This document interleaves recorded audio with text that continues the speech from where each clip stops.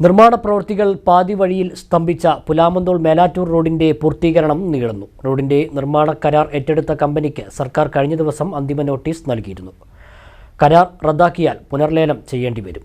പുതിയ കരാറുകാരെ ഏൽപ്പിച്ച് നിർമ്മാണ പ്രവൃത്തികൾ വേഗത്തിൽ പൂർത്തിയാക്കണമെന്നും ഇനിയും നീട്ടിക്കൊണ്ടുപോയാൽ തീർച്ചയായും ഹൈക്കോടതിയെ സമീപിക്കുമെന്നും നജീബ് കാന്തപുരം MLA പറഞ്ഞു.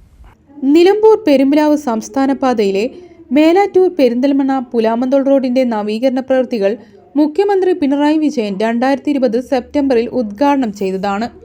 റോഡിന്റെ നിർമ്മാണം 2 വർഷം കൊണ്ട് പൂർത്തിയാക്കാൻ ഉദ്ദേശിച്ചിരുന്നു. എന്നാൽ 3.5 വർഷമായിട്ടും നിർമ്മാണ പ്രവൃത്തികൾ പകുതി മാത്രമാണ് പൂർത്തിയാക്കാനായത്. പുലാമന്തോൾ മുതൽ മേലാറ്റൂർ വരെ 31 കിലോമീറ്റർ ദൈർഘ്യത്തിൽ റോഡിന്റെ നവീകരണത്തിന് 194 കോടി രൂപ അനുവദിച്ചിട്ടുണ്ട്. ഫണ്ട് അനുവദിച്ചിട്ടും റോഡിന്റെ നിർമ്മാണ പ്രവൃത്തികൾ പൂർത്തിയാക്കാൻ പറ്റാത്ത സ്ഥിതി തുടരുന്നു. ഈ റോഡിന്റെ ശോചനീയാവസ്ഥ ചൂണ്ടിക്കാട്ടി സർക്കാരിനും പൊതുമരാമത്ത് വകുപ്പിനുമെതിരെ ശക്തമായ പ്രതിഷേധം തന്നെ ഉയർന്നു വന്നു. നിർമ്മാണം ഏറ്റെടുത്ത കമ്പനി ആവശ്യപ്പെട്ടതിനനുസരിച്ച് 2 മാസത്തെ സാവകാശം നൽകിയിരുന്നു. എന്നിട്ടും തുടർ പ്രവർത്തനങ്ങൾ ഉണ്ടായില്ല. മാർച്ച് 8-നകം പ്രവൃത്തി പൂർത്തിയാക്കണമെന്ന് ആവശ്യപ്പെട്ട് കമ്പനിക്ക് അധികൃതർ അന്തിമ നോട്ടീസ് നൽകിയിരിക്കുകയാണിപ്പോൾ. നിർമ്മാണം സ്തംഭിച്ച സാഹചര്യത്തിൽ കരാറുകാരനെ റദ്ദു ചെയ്യണമെന്നും കരിമ്പട്ടികയിൽ പെടുത്തണമെന്നും നജീബ് കാന്തപുരം MLA നിരന്തരം ആവശ്യപ്പെട്ടതാണ്. ഇനിയെങ്കിലും പ്രവൃത്തി പൂർത്തിയാക്കാൻ സാധ്യമാക്കുന്ന കരാറുകാരനെ ഏൽപ്പിക്കണമെന്നും പ്രവൃത്തി വേഗത്തിൽ പൂർത്തീകരിച്ചില്ലെങ്കിൽ ഹൈക്കോടതിയെ സമീപിക്കുക തന്നെ ചെയ്യുമെന്നും നജീബ് കാന്തപുരം MLA പറഞ്ഞു.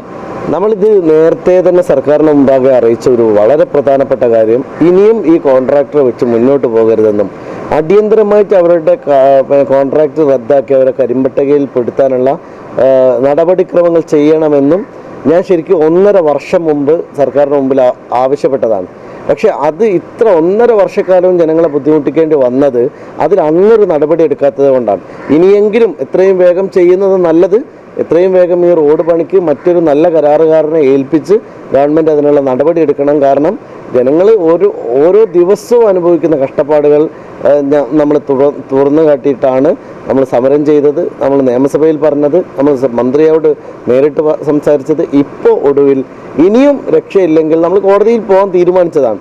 അതിനെക്കുറിച്ചും ആലോചിക്കുന്നുണ്ട്. കാരണം ഇപ്പോൾ സർക്കാർ ഇനിയിപ്പോൾ ഒരാളെ പുതിയ കോൺട്രാക്ടറെ കൊണ്ടുവന്ന് അത് അനന്തമായി നീട്ടിക്കൊണ്ടുപോകാൻ ഒരിക്കലും സമ്മതിക്കില്ല.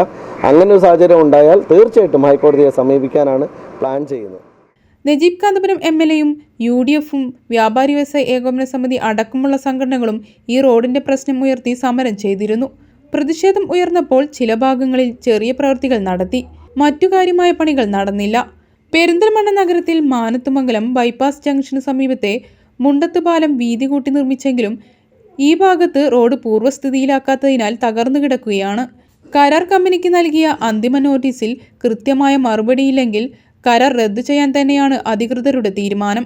തുടർന്ന് പുനർലേല നടപടികൾ കൈക്കൊള്ളും. എന്നാൽ റോഡിന്റെ പൂർത്തീകരണം നീളുമെന്നാണ് ആശങ്ക. News bureau, Perinthalmanna.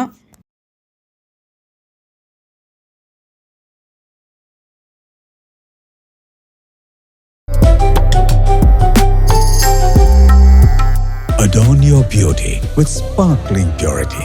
Maharajika Gold and Diamonds.